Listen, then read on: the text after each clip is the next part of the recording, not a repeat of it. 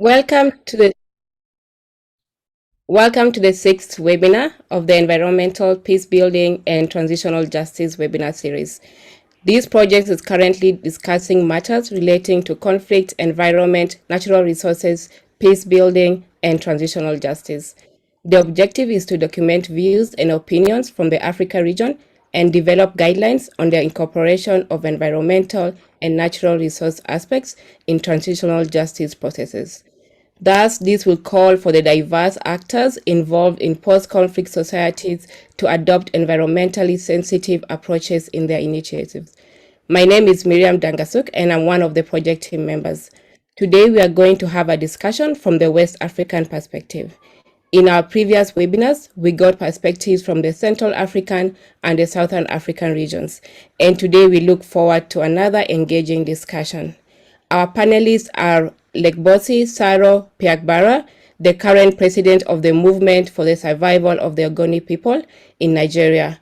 And we also have Harrison Kwame Golo, a senior lecturer, founder, and first director for the Center of Conflict, Human Rights, and Peace Studies at the University of Education, Winneba in Ghana.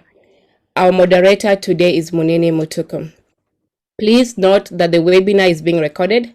Also use the chat section for your questions and keep the audio muted to limit background noises. I would like to also recognize and appreciate the efforts of the Environmental Peacebuilding Association, led by Carl Brook, and the team Sheila, Claire, Harriet, among others.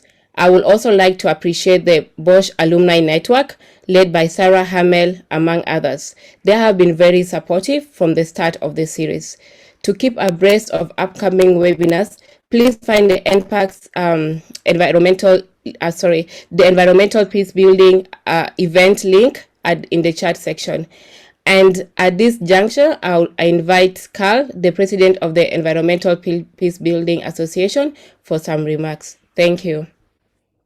Thank you, Miriam. It's wonderful to be here, and I am delighted that we are partnering with the Bosch Alumni Network under the leadership of Munini Mutuku for this series. It has been a very interesting series, and I have to say I am particularly interested in today's session, in part because we've worked in West Africa for more than 20 years.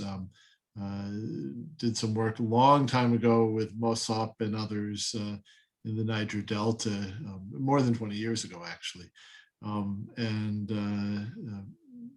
Since about 2004, we've been working in Liberia. So this is a very interesting region to be talking about transitional justice and environmental peace building. We have some distinguished speakers, and I would only, before we turn it over to them, I would only invite people to further investigate the Environmental Peacebuilding Association. We have a community of practice with more than 4,000 practitioners around the world and a very active membership. And I'll put the information on those in the chat. But if you're interested in these topics, the association is really committed to bringing people together to share experiences and learn in this context. Thank you.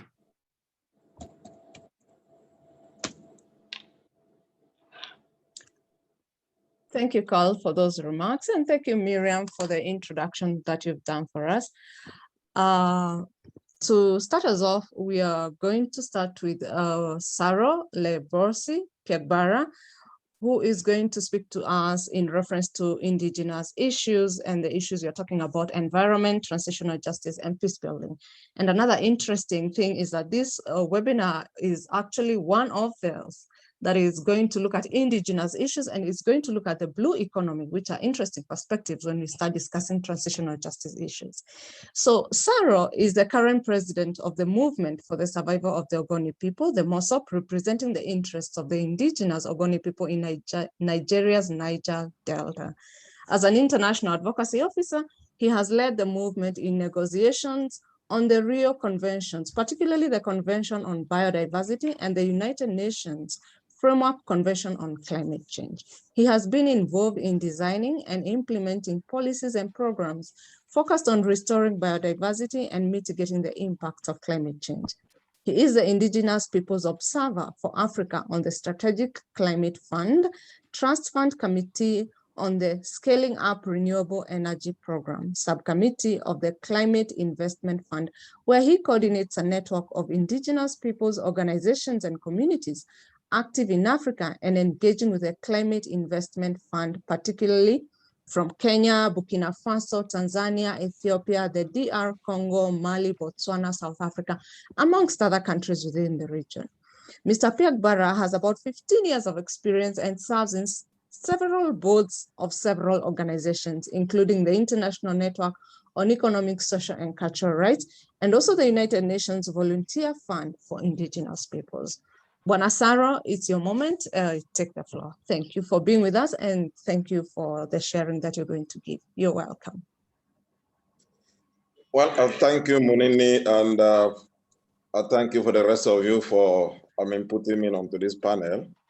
I think it's an interesting one, looking at our own history, Ogoni, and how far we've gone.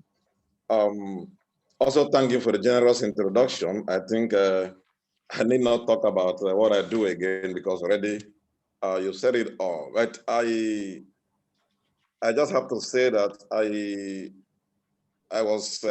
got involved in the Ogoni struggle right from my days in the secondary school up to the university, where, of course, I led the student engagement with the Ogoni struggle. And it was largely, as you're all aware, a struggle that was pivoted around the issues the challenges we found around our environment.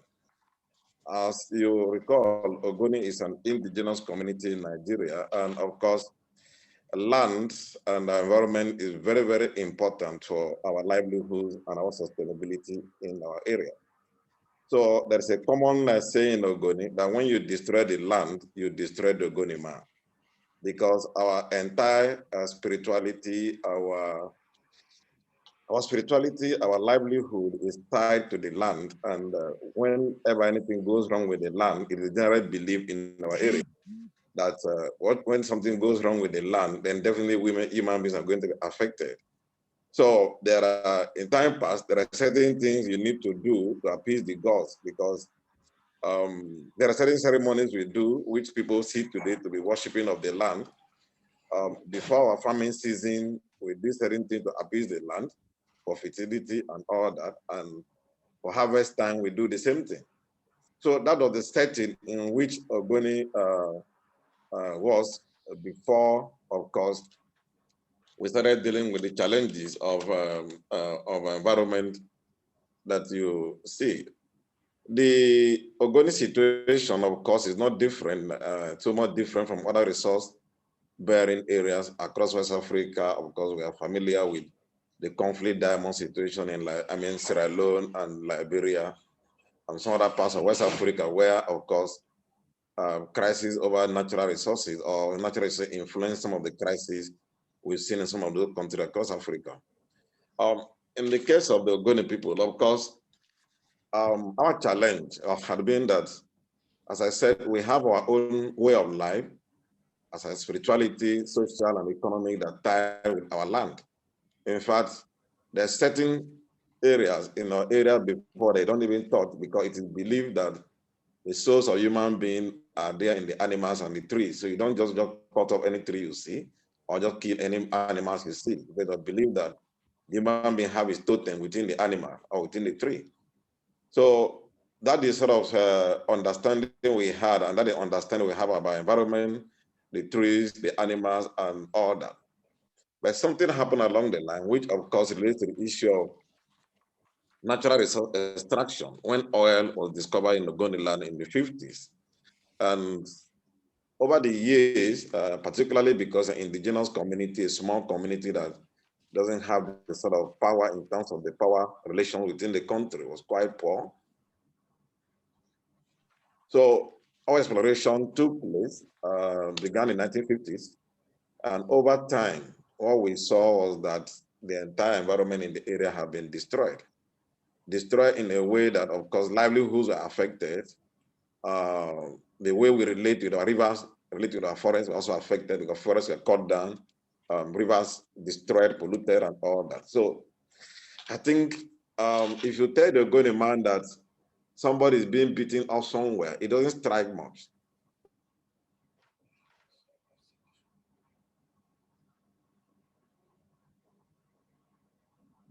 If you tell the Ogoni man that his land have been destroyed, but the life tied to the land, which is the life of the human being, have been destroyed. That is why in the Ogoni area, it was easy to mobilize our people around the question of the environment, because these are something they live with every day. They know when the environment is tampered with, they know when the environment is not tampered with. So when, of course, this whole struggle started, of course, by then the oil operation have taken place, environment have been destroyed, and Abdul began to ask ourselves a question: what has gone wrong, and why do we get to where we are? And of course, as I said, it was easy to mobilize everybody around the environment question, because these are something they deal with or live with daily. Of course, it was traced to the issue of the oil production. Oil was discovered in the 50s, as I said. And with this whole over 4 decades of oil production, as at then, when we launched the Ogoni struggle, we took a stock of what has happened to our environment, and we saw that everything was dying. The trees were going off, crops were dying, farmers can no longer go to farm. The rivers were also experiencing the same thing. So it was at that point of Mossab was born to articulate the demands of the Ogoni people on the oil companies and on the state, that the way this thing has been going, if we don't take certain action, our next generation will not live to even know that there was a place called Ogoni land. So that's what informed the Bed of Mossab as an organization to articulate the demands of the Ogoni people as in relation to what was going on with their environment. Of course, that led us into a long-drawn struggle with the Nigerian state and, of course, the oil companies. And that ushered in a period of military repression. Of course, we witnessed a situation where over 2,000 persons died. Over 14 Ogoni communities were reduced up to this moment, had not been restored. And of course, that began the whole thing about Ogoni environmental refugees that started going out of the land to other places and all that. So that is the setting that we find ourselves in Ogoni until, of course, and that was under the military regime. When we returned to democracy in the early 2000s, there were some attempts by the government to start looking at the issues that the Ogoni people have raised, particularly the killings that have taken place. Because the good thing about the Ogoni struggle was that it was a combination of advocacy within the human rights system and also the environment systems. So we had to combine the two mechanisms, the environment mechanism and the human rights mechanism, to advance the case of the Ogoni people. So within the context of biodiversity and all that, we're putting it forward that this whole thing about oil exploration has destroyed the Ogoni biodiversity. And of course, we're one of the very first in this part of the world that raised question about gas flaring. That gas flaring was leading to issues of global warming. In fact, when we started in the 90s, some people said, no, how do you link gas flaring with a global warming? And because it was our experience we had in Ogoni that wherever they are doing gas flares, we saw that the temperature around those environments were quite higher than normal temperatures. And that's when we started raising questions about the issue of gas flaring contributing to the global warming as of 1990, when those questions were raised. So that is where we took it from that point. Of course, we found out that this whole thing was destroying and contributing to biodiversity loss, in causing temperature rise with climate change issues. So in those early days, we started raising questions about what was going wrong with the weather, the season, and the climate, and what was going wrong with our biodiversity, the plants, and also the fishes in the rivers. So that was the setting. Of course, other political issues were raised with it, because we felt at some point that if we had control over the political environment, that we could have used that to also control our environment. But because we lacked that sort of political control, we could not have what it takes to also protect the environment from the oil companies that were producing oil in the area. As I said, it led to the last state conflict between the Nigerian state. The military was drafted into Ogoni. Over 2,000 souls died in cause of the military repression. Others fled into exile. They are still in America today and all that.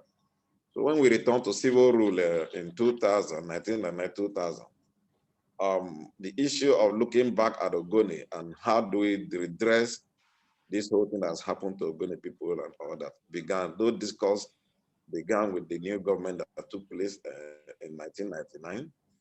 And there were two issues that we said that was agreed needed to be addressed. Because we have cases where women were raped, women were men, and there is a particular family that, of course, the 5 children and the husband were killed right before the woman. There are cases where families were brought out, their mothers and daughters raped before the men. So all those memories were tormenting people. And when we returned to civil rule, the government started some engagement and some discussion began. And the first thing we tried to do then was the government was encouraged both by the international community and the national movement in the country to set up what they call the Oputa panel, which was more about investigating what went wrong in Ogoni and other parts of the country within the period of military rule. And of course, giving opportunity for people to also do some truth seeking and also telling their stories. One thing that is striking is that when the committee panel sat, they received over 10,000 petitions. And 80% of these petitions came from Ogoni, which goes to show that the level of human rights abuses that took place in Ogoni within the period of the military repression. But one thing I also saw was that it provided some opportunity for healing, because some people also used the opportunity to say what they went through and how they fared, and for the first time felt relief that they were having an opportunity to say their own part of the story. How the destruction of the environment rendered them homeless, rendered them without any livelihood and no job. And more importantly, the fact that the oil companies were behind this sort of military repression that took place, leading to all sort of human rights abuses. So that was one angle of the attempt to look at redressing the issue that happened to Ogoni people. I mean, the military period was largely seen as a conflict period. The democracy period was now seen as a post-conflict period. So how do we engage our people now that we're emerging from a long-drawn period of military dictatorship that was also occasioned by the horrendous human rights abuses that took place in the Ogoni area? So the Oputa panel, they call it Human Rights Violation Investigation Commission, was set up to now look into the issues of human rights abuses that took place in Ogoni within this period. As I said, there were some very outstanding findings from the reports. But one thing that was very key is that it was more of truth-seeking, it was more of healing and more of reconciliation. How to reconcile the Ogoni community with the Nigerian state, how to reconcile different individuals with another group, how to use the opportunity to seek for truth and who was responsible for what. I think those were the 3 key things I can see from that investigation. People use the opportunity to find out the truth. People use the opportunity to do some reconciliation. And of course, also to establish that the military in the period also caused serious violations of human rights. So those things were well established within that process. Of course, we never had any opportunity for prosecution. There was no opportunity for reparation, but for us, I think there was some healing that took place with people coming out to say what they went through in the dark period of the military regime and the repression of Ogoni land. So that was one area. The other area dealt directly with the environment, because I said we were using 2 different approaches, the human rights mechanism and environment mechanisms. So at some point, before the Human Rights Commission, during the campaign period, the Special Rapporteur on Nigeria was created, and he had a visit to Nigeria in 1997, which was not possible. And then in 1990, he eventually visited Nigeria and also made a report. And part of the recommendation to the Commission on Human Rights in 1998 was that the government, in collaboration with the oil company Shell, should embark on environmental study of Ogoni land. It took us another 8 years of campaign from 1998 to 2006, when the government eventually invited the United Nations Environment Program to come and do what they call the United Nations Environment Assessment of Ogoni land. Of course, they started their work in 2006, completed in 2011.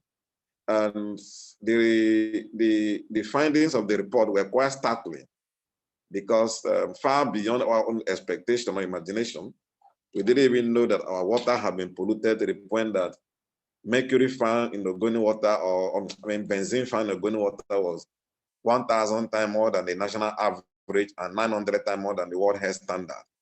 That already showed a serious crisis with water in Ogoni.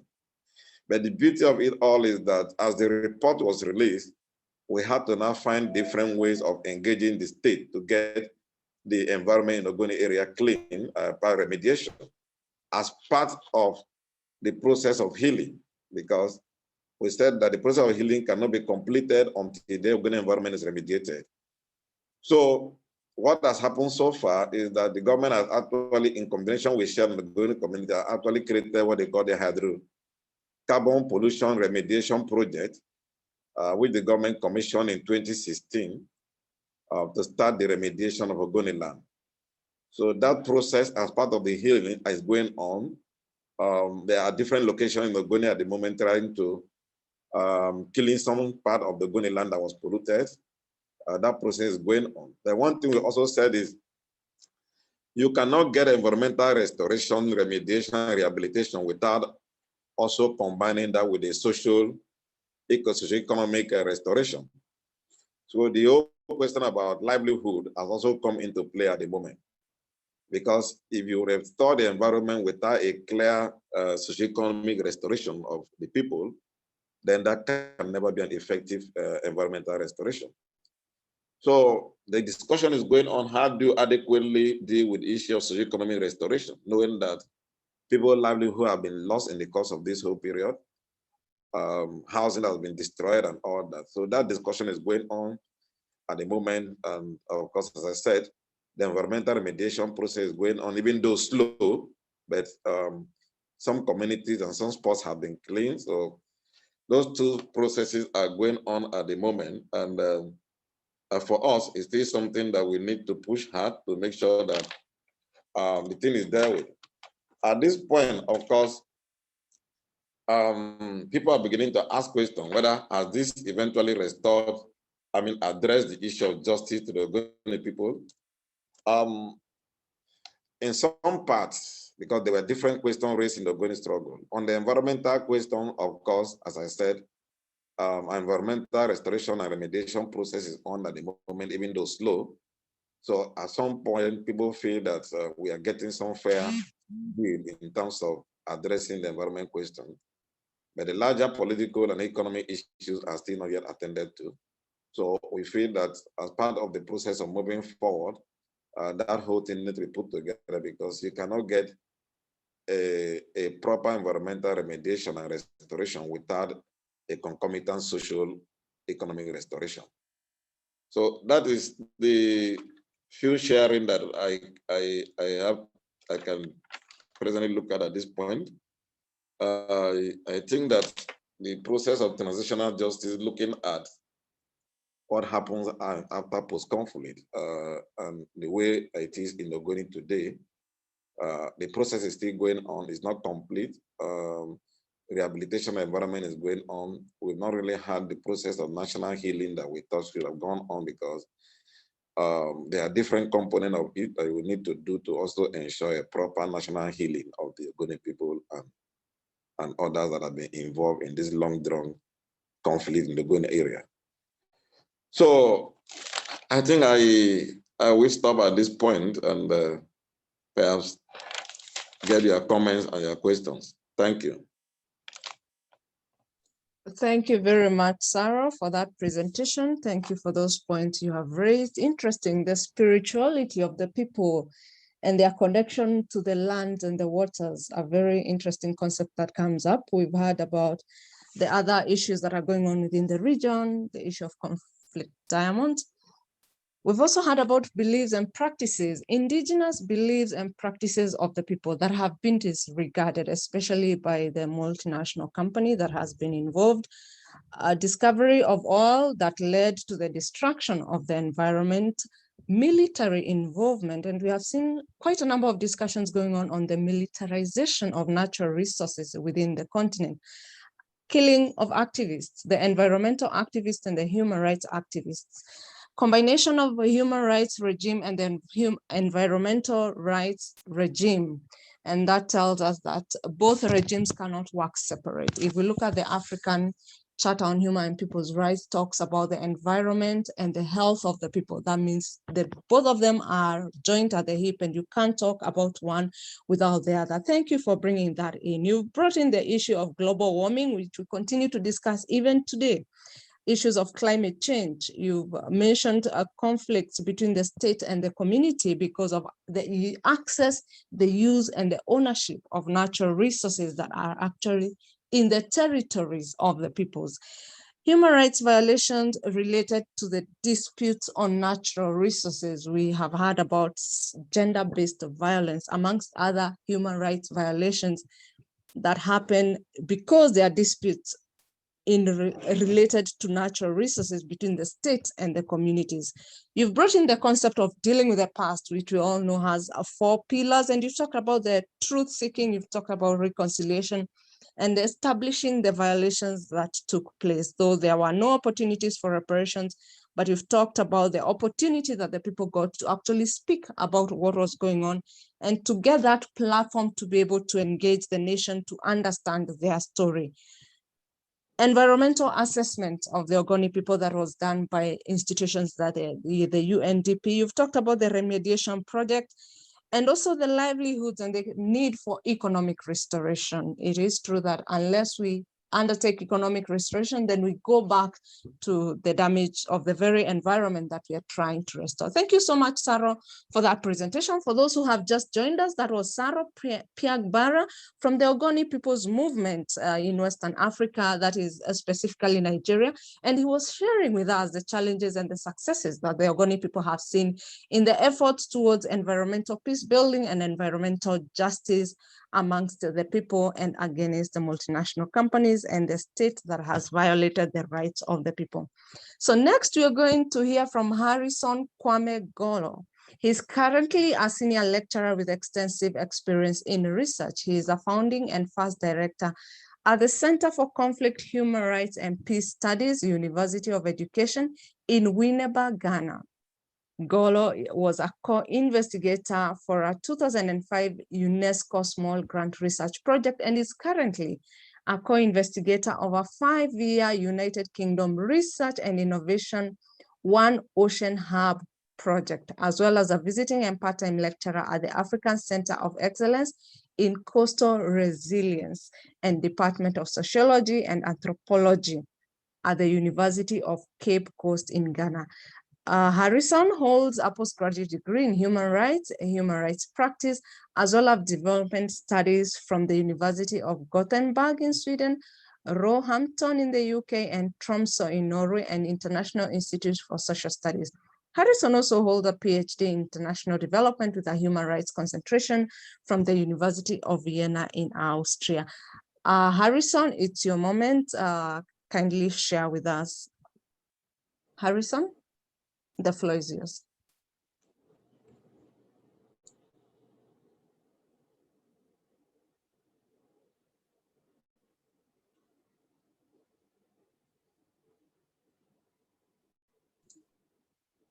Harrison, can you hear us? Yeah, Oh, yeah, I can great. hear you now. Yes, sorry. Yeah, Monique, thanks so much for your kind words. Yeah, my presentation, actually, I'll depart a little bit from others because I'm going to focus on the fishery sector where we are working on now. So my intent to try to identify some of the conflict issues that we can find from the marine fisheries sector in Ghana. So that's basically going to be my discussion on my presentation. Yeah, you know, fishery resources normally, especially the oceanic fishery sector, continue to be regarded predominantly as a common property. That's almost all the coastal communities. So this open access results in increase in the number of people actually utilizing these common pool resources, thereby flouting the rules that safeguard and also long-term sustainability of the fishery resource. Yeah, you know, in Ghana, we have this in the Ghana's territorial marine waters, we have these multiple uses, just as any other coastal states in the world. The fishing activities actually occur alongside other activities such as oil and gas production. We also have fishing, shipping and transportation in Ghana's coastal areas, and then the offshore marine environment. So you see that we have different stakeholders with different interests that interact in different ways, and all this lead to the prevailing conflict that we have in our within the marine fisheries in Ghana. So I've tried to merge some of the conflicts, the nature and then the type that we have. As different stakeholders with different interests interact, definitely we see different ways that's leading to conflict, because everyone has his own way and the way and the means of what try to explore the resources from the ocean. So for instance, the marine fisheries and the oil gas conflicts, it's now currently in Ghana. And this can be described as governance and the interagency conflicts. We also have the special destruction of fishing gear and also equipment, as well as the siting of offshore well and then gas facilities, restriction on fishing activities, and as well as the intrusion of exclusive zones. Now, all this creates a conflict between the industrial fishing vessels and then the artisanal local fishermen.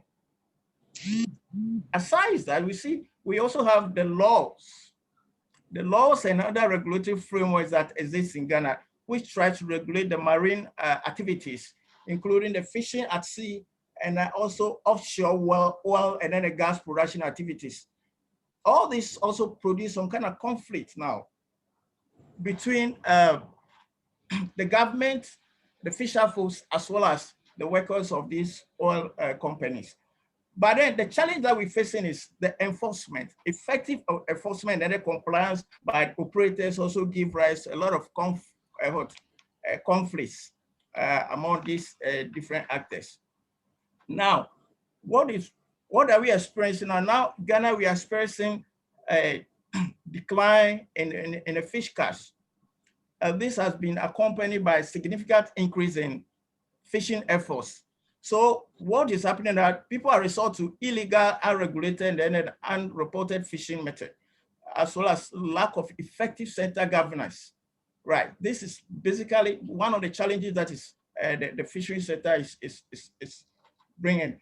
I may want to explain to you what we mean by illegal fishing or unregulated, and what we mean by illegal fishing is it's include fishing an area without permission or fishing with disregard to fisheries laws. This is one of the predominant occurrences now along the Ghana's marine fishery sector. Then we also have the unregulated fishing, which covers fishing that is not well governed by the relevant regulations. So, or because maybe the regulations are non-existent or there's ineffective enforcement of these regulations.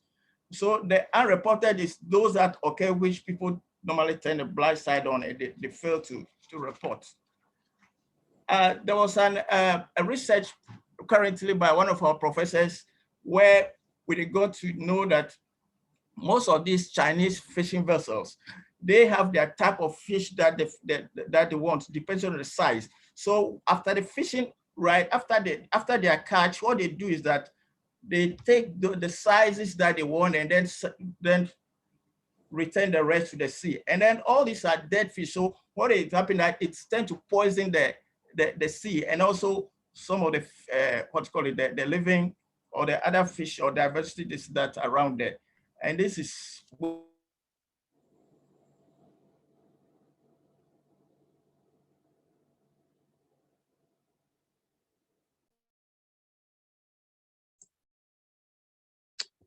it seems we lost affecting even the low catch within the field. A lot of conflicts currently, particularly within the. Hello, can you hear me? Yes, we just lost. Yes, we can. We My just internet is lost quite your slow. bit. Yeah. We just lost your bit. You Oh, were talking sorry. about the poisoning when the Chinese vessels are fishing. They throw back the fish, they poison from that Exactly. point. Yeah. Mhm. Please go. Exactly. Please go. Yeah. Thank you. Yeah. So I was talking about the fish scarcity, and then the competition over use between these industrial fishes and other small-scale fisheries also result in conflicts, particularly within the more complex and then the small-scale marine fisheries subsector. So as a result of this high increase in number of fishing vessels, there's also a competition for fishing in a limited space, which is previously used by fewer number of vessels. So these vessels tend to fish illegally, as I mentioned earlier, in zones where they are not permitted to zone. So they are now trying to encroach, right, on the territories of these small-scale fishery who use these artisanal fishery methods, like using equipment like a small canoe. So they try now invading their territory and destroying their fishing equipment, like the fishing net and others. So this also created a lot of conflict now in the Ghanaian marine fishery sector.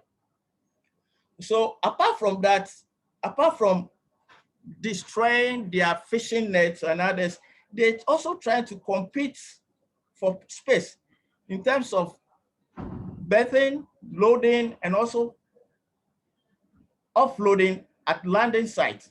So the high increase in number of fishers also lead to competition for fishing input, supplies, and land prior to fishing, which creates another conflict now that we are experiencing in Ghana's marine fishery sector. So another conflict that we identify is based on the variety of fishing gear and the types that are being used by different group of fishermen, and then differences in fishing method. And this also caused some kind of distraction of the fishing gears and other equipment. And this also creates some kind of conflicts within the marine fishery sector in Ghana. So this competition in fishing at sea among other groups and then the fishers also lead to adoption of, as I mentioned, this type of illegal fishing practices. And as the fishers try to maximize their catch and then efficiency by all possible means. So this has resulted in a conflict between those fishers who obey the law and then also those fishers who actually try to adopt or go by the legal means, as well as and then engage in the fishing. So now there's someone say that no, my colleagues are using illegal means to catch. Why would they allow all of us to do it? And there's some also trying to be the check on others. So normally when they meet at sea, they try to check those who are using the illegal method of using. Sometimes they use live fishing. They even use cabite, or we call something bomb fishing. So anytime they go fishing and they meet, or they realize that, or they discover that a particular group of people using that, then it tends to be a conflict, not even just a disagreement, but a violent conflict at sea. Sometimes they resort to some people even lost their life in the course of that conflict. Then, in addition to the conflicts within the fisheries, we also have the marine fisheries sector presently, which competes with Ghana's offshore oil and then industry space at sea. Now, a lot of fisher folks are complaining that the reason why they do not get much catch these days is due to the oil activity that is happening within our zone, the Ghana Marine Zone. And because the claim is that now, because normally light attracts a lot of these fish. So what is up with that? Some of the fish normally migrate to the marine, the oil site. And then by doing that, it prevents a lot of, especially the artisanal small fishers from maximizing their profit in terms of catch. And then, but apart from that, now there's a law that there's a distance. Though the artisanal fisher folks, they are not supposed to get close to where the oil and gas activities are going on. And this is leading to a very serious conflict now between the government and then the oil companies, and then as well as the fisher folks in Ghana currently. And the serious aspect is the inadequacies in terms of governance and management system in Ghana, such as the overlaps in roles and also responsibilities of ocean governance institutions. This creates more conflict at national level, especially now as I mentioned earlier, there's a law that those using the industrial fishing, they are not supposed to fish close to or they have their territory. They don't have to invade the territory of the artisanal fishers. But this is going on right now. But the complaint for some of the fisher folks is that even if they report to the government, they do not respond to them, because they tend to discover that though these industrial vessels seems to be manned by Chinese, but they are registered in the name of most of these politicians. So that is why anytime they complain, they do not even listen to them, and they allow these Chinese fishing vessels to flout the law. And this is a serious conflict now between even the government. Last election, the Minister of Fisheries and this lost his position as a result, because a lot of the fisher folks actually campaign against her seriously. And then the current one is also facing similar challenge, because they realize that the issue has so far not been addressed. According to the fisher folks, they realize that most of these vessels are still registered in the name of the powerful, especially the politicians. And it's actually, as a result, depriving a lot of them their source of livelihood and then a source of protein.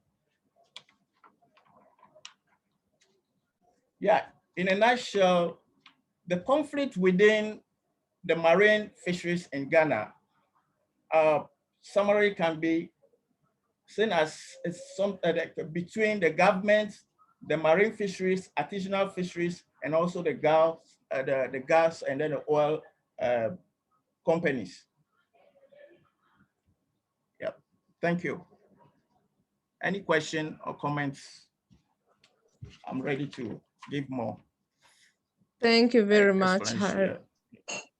Thank you very much, Harrison, for that presentation and for those insights referring to the economy, the fishing economy in Ghana. You've talked about the multiple uses of the marine environment and largely the multiple conflicts that are being experienced between the government, the fisher folk, the mechanized fishers, the vessels, the offshore gas, and other uses of this marine environment that is causing conflict. We've also talked about the laws that are in conflict and that are not synchronized. So enforcement becomes a challenge for that reason.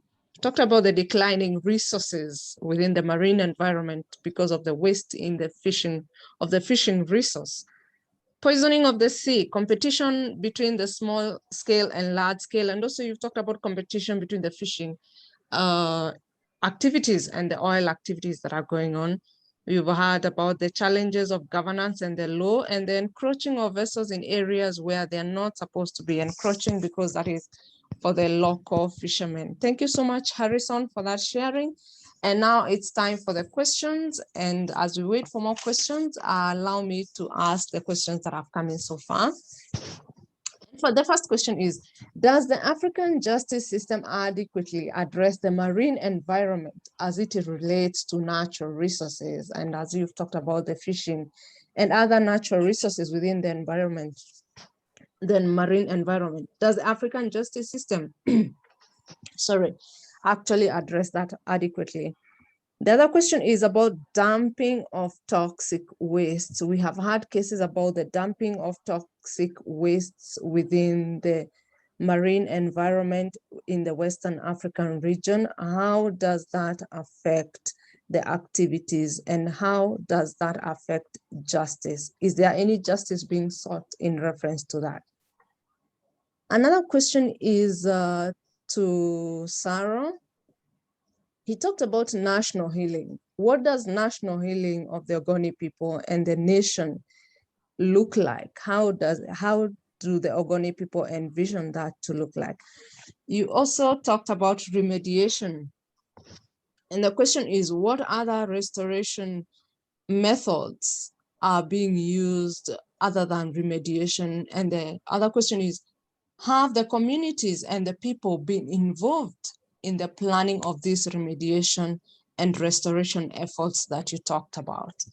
For now, we can take those questions while we wait for the others, sorry. Sarah, you can go first. Okay. Thanks for the two questions. First, the issue of the remediation process. As I said, the government didn't just wake up and said they were addressing the Ogoni environmental question. It came as a result of the long struggle that took place in Ogoni, which eventually led to a series of discussions. As I said, as part of the process of engagement with the Ogoni people when we returned to civil rule, the government had to engage the leadership of MOSOP, which led, as I said, to the government inviting UNEP in 2006 to do the assessment. After the assessment was done and the report released in 2011, of course, we also know the way things go in Nigeria, that if certain steps are not taken, that the government will not implement the report.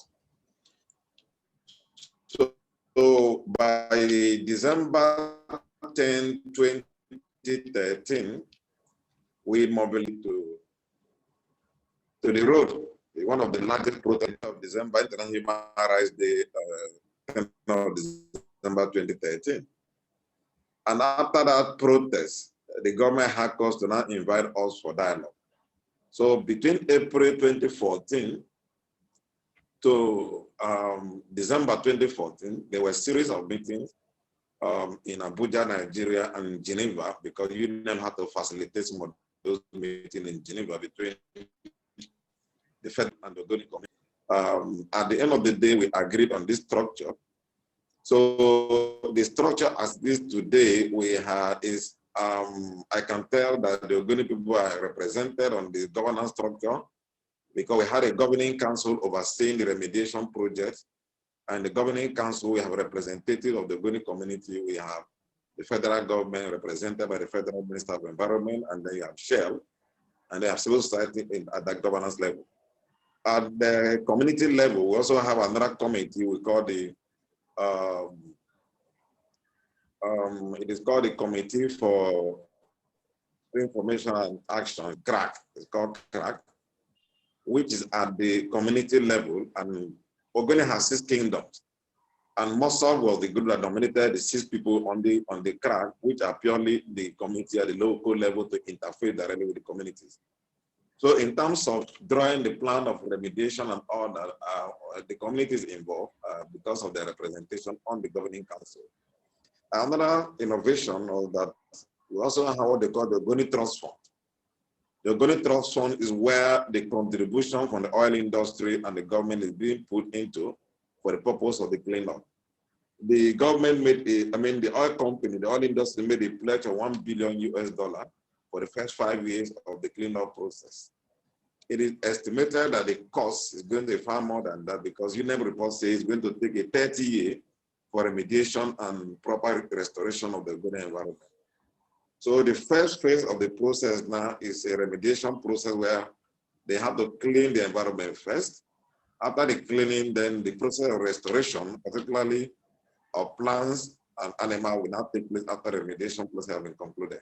So at the moment, what is being done is to remediate the environment, clean the environment to the level that people can use those polluted land again for some agricultural activity, then that followed by the process of restoration. So I think that's how the project is planned. In terms of community participation, I think the community is represented on the governance structure. And beyond that, what we're trying to also do is that we also encourage local businessmen to get involved in the cleanup process, either partnering with some other companies that have the expertise in order to, for some level of technology transfer to happen in between those that have expertise and they don't have. So we're trying to use the opportunity to also push local organic contractors that have expertise in the cleanup remediation process to also get involved. So that is being done. Is as I said, it's a work in progress. The project itself was launched in 2016. If I look back between 2016 and today, I will tell you that the process has been slow because the expectation of the Ogoni people have been that the cleanup have gone far beyond where it is today. It's been slow, but the process is on. I don't know what I can say. On the issue of healing, of course, we had expected the government to take certain steps, particularly in terms of something happened over the past 2 years. The government in 2018 declared a public holiday in honor of the late MKO Abiola. Abiola is the presumed winner of the June 12, 1990 election in Nigeria, which was cancelled by the military dictatorship at that time. So he was assumed to be the winner of that election.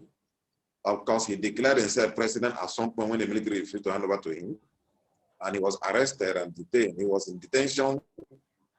The former dictator died. Everybody had the feeling that he was going to be released and then installed as president. Unfortunately, he died in detention.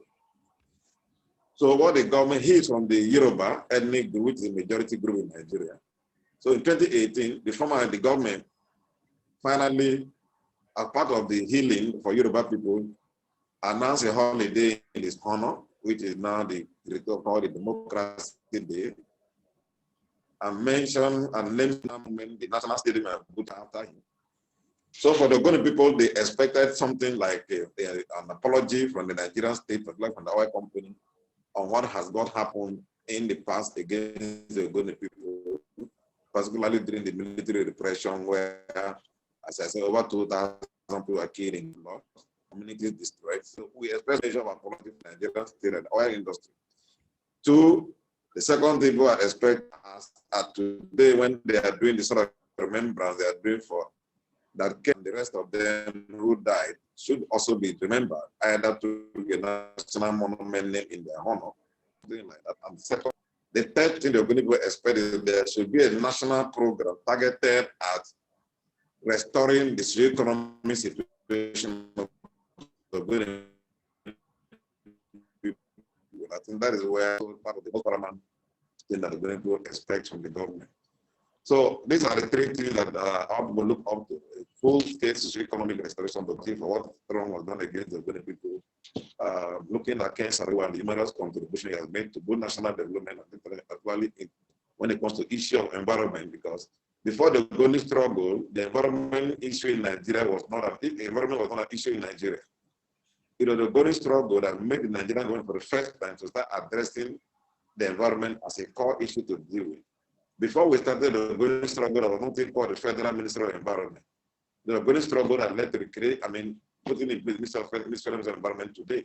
It's when we learned the Ogoni struggle, the government created what they call the Federal Environment Protection Agency in 1992, which was the precursor to today's Ministry of Environment. So in terms of national impact, the struggle has actually impacted on different things that have been done nationally, and we expect those who champion that sort of economic, understanding of environment to be honored or recognized. So these are some of the things we're going to expect as part of the process of national healing. If you've done it to Abiola, who is a Yoruba, we also expect that something in that same thing should be done to remember Ken Saro and the rest of them.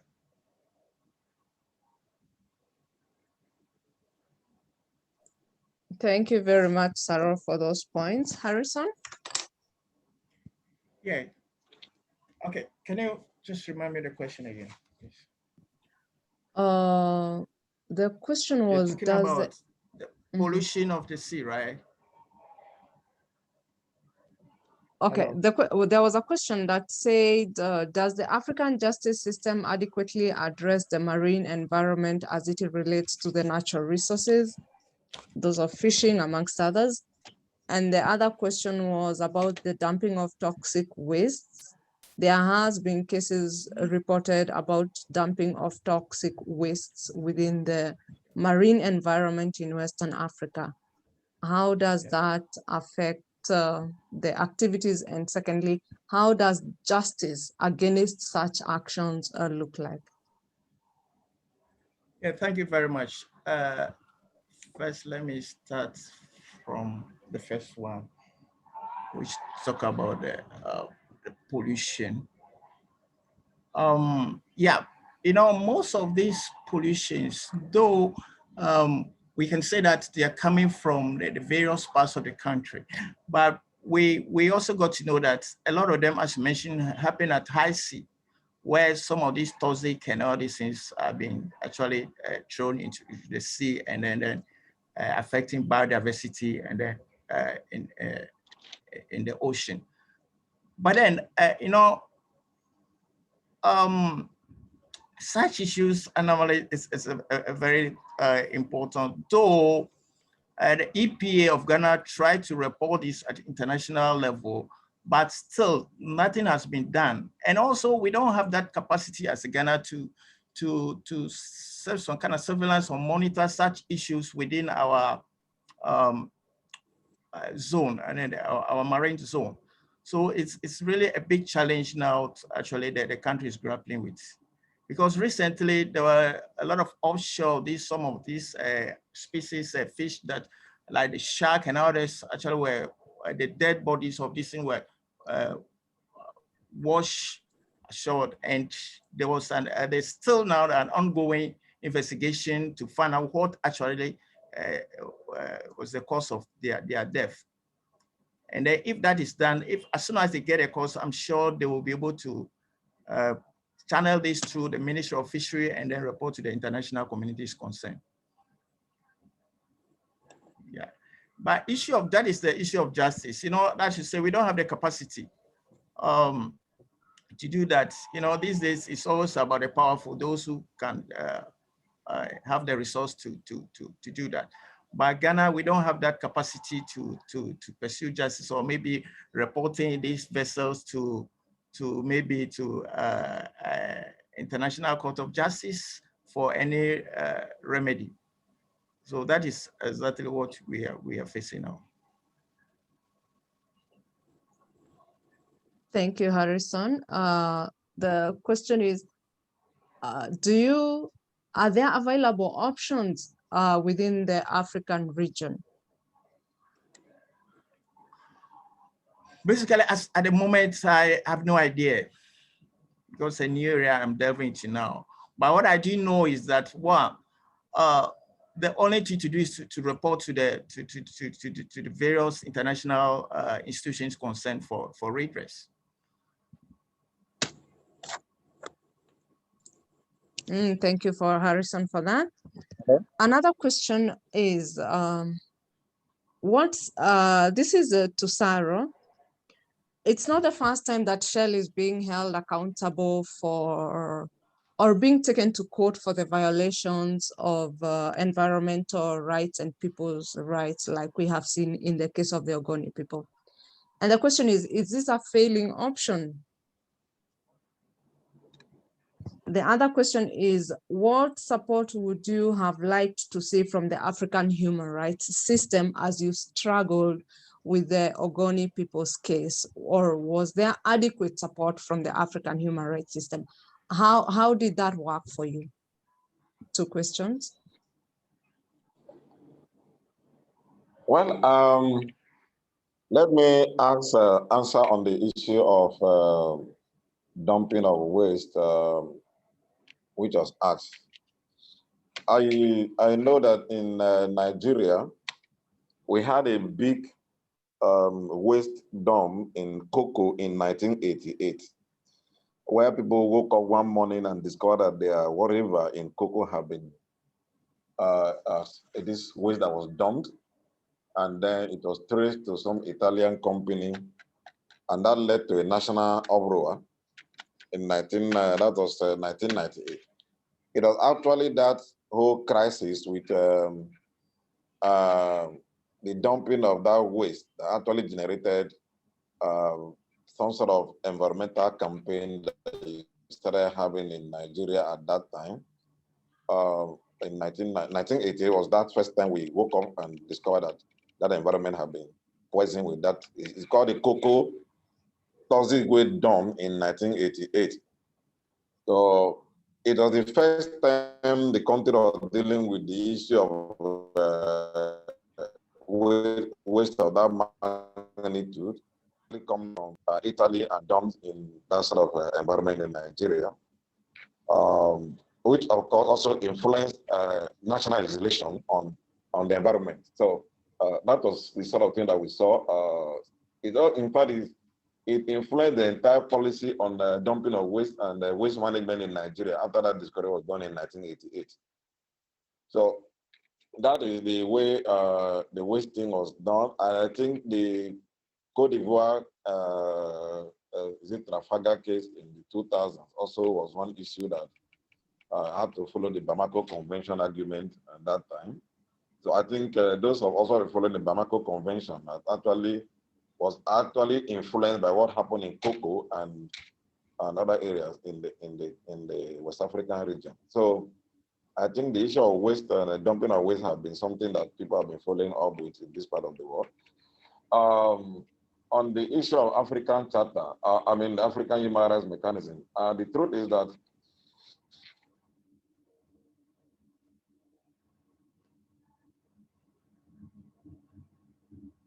also been following environment issue.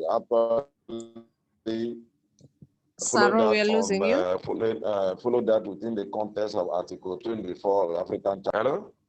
Hello? We are losing you a bit. Please repeat again on the African human rights system. We lost you a bit. Start again. Okay, did you got what I said about the waste? Yes, on the waste, we got it. It's the African human rights system. When you started, your network was not working well. Please go. Okay. What I'm saying is that on the within the what we are asking was whether the African human rights system protects, something about the marine issue. And my thinking and understanding that regionally as a region, I don't think we have any instruments relating to the marine protection and all that. But what we've been doing are those of us in the environment sector, making those arguments for protection of marine life and all that, have been bringing that under the context of Article 24 of the African Charter on Human and People's Rights, which talks about the right to a general satisfactory environment. So it is under that framework of Article 4 that we brought all those issues relating to marine pollution and destruction of the environment. So even within the Agony context, when we approach the African Commission at those times, also within that context of Article 24.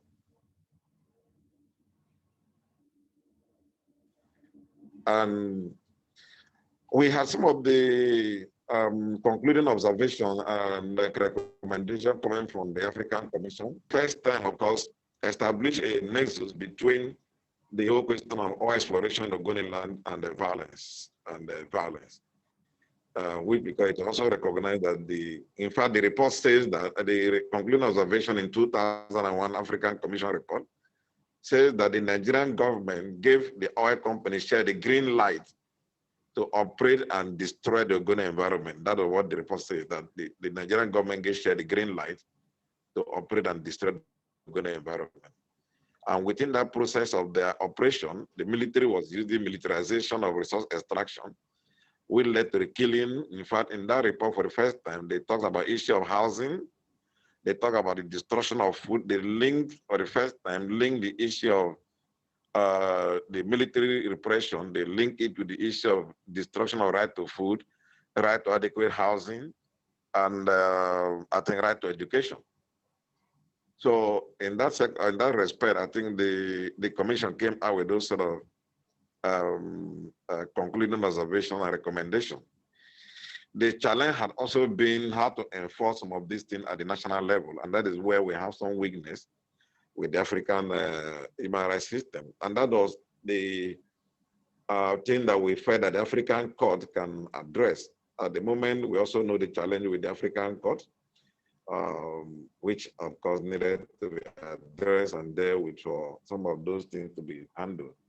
We have had some what I may call very positive outcome from the African Commission, but I think that it had been hard to enforce it at a national level, even a country like Nigeria, where the charter has been domesticated, challenge with enforcing the African Commission decision at the national level.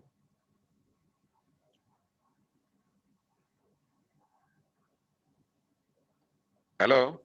Yes, thank you for that, Sarah. The last question, now that I see I don't have any other question in my chat section. The African Union has adopted the Transitional Justice Policy, and unfortunately, it does not have explicit provisions in reference to transitional justice related to environmental natural resource issues, despite the fact that it's addressing transitional justice issues in a continent plagued by conflicts where natural resources are largely involved. From your end, what would you like to see in this policy in reference to addressing transitional justice from an environmental and natural resource issue?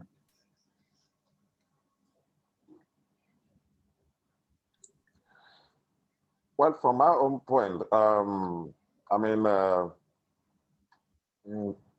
are many things going on around the environment sector today that, of course, all of us, we all know that majority of the conflicts in Africa are actually conflicts influenced by natural resources. Today, we talk about environmental human rights defenders. Today, we talk about environmental refugees. Today, we talk about all that. So, and some of these conflicts, as we see, all of them are coming out of extractivism, resources situated in the land of some people. And most of the times, these people whose resources are exploited belong to the poorest of the poorest, the most disempowered, and of course, those who are also excluded and marginalized. So there is no way you're going to talk about transitional justice, particularly in post-conflict time, post-conflict period, without finding a way to protect the environment and for all those who are also big victims of the extraction or the conflict that have also been dependent on base in this area. So for me, I think that the issue of transitional justice moving forward had to incorporate the issue of environment as part of the programming process. As it conflict, what you make of environment sensitive programming into whatever that is being done in terms of policy and the programs. So that would be my, I've not gone through the policy clearly, but from what they are saying is there is some absence of recognition of the role of natural resource and environment in conflict, which had to be, recognized and adequately mainstream into it, because I can't see how you're going to do effective transition justice issue in Africa, and then you run away from the major cause of those conflicts, because about 50% of conflict in Africa today is actually resulting from natural resources based on these countries, from Angola to the Congo to Nigeria and to Liberia to Sierra Leone, and all that is traceable to natural resources, which is part of the environment. So I think that has to be incorporated if we have to make some success on the transitional justice process. Thank you, Sarah, for that. For those insights, we have to incorporate these issues related to environment into transitional justice processes if they have to be sustainable. Very well said. Thank you for that. Harrison, what is your take, the transitional justice policy and environmental issues, especially from a marine perspective?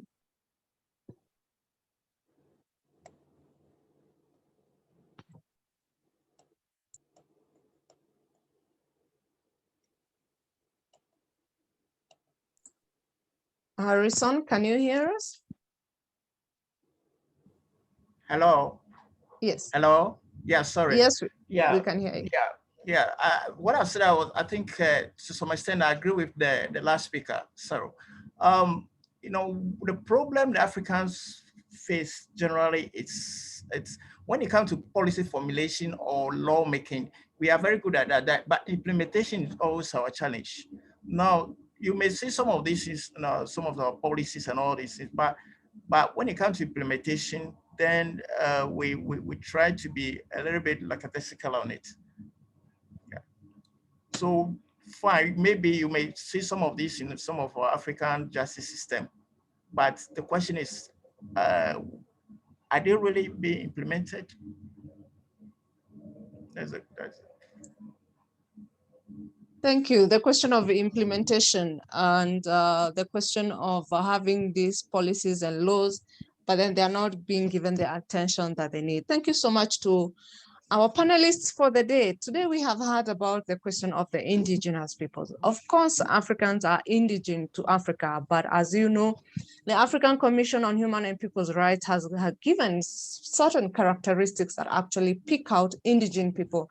And the Agony people are one of those who have suffered as human rights violations and especially environmental rights violations because of their indigeneity and also because of the location of the resources of where they stay, the lands where they are located. Thank you so much to Harrison for sharing with us the issues of fisheries and the marine environment and the violations that are going on there and the efforts that are being put forward so that we can address the issues going on within the marine environment. And of course, the gaps within the African human rights system and the justice system in reference to marine abuses and rights violations in that arena. We want to appreciate the questions that have come in from the participants and their time and the participation. Next week, we will be visiting with the East African people to hear from their end. What is it that is going on there and what do they think about the transitional justice policy and how should it address the issues of environment and what is going on also in the environment and peace building arena from the East of Africa. Today, we were in West Africa. Last week, we were in Central Africa. And once again, we were in Southern Africa at the beginning. Join us once again next week, and we appreciate your continued engagement and participation. We want to thank the project team, that is Miriam and Rolin, for their efforts. And also we want to thank the EnPAx, the Environmental Peacebuilding Association, led by the president, Carl Brook. And we also want to appreciate and recognize the participation of Octavio Gio, who is the leader of the African Interest Group within the Environmental Peacebuilding Association. We want to thank Bosch Alumni Network through their leadership, Sarah Hamel for their continued support to this program. The recordings will be shared in the web page of the Environmental Peacebuilding Association. And once again, we want to thank you so much for your participation. Thank you for the question and thank you for the continued engagement. We look forward to seeing you next time. For now, we want to wish you a good evening, a good morning, and a good afternoon. Thank you once again. Bye. Thank you. Bye.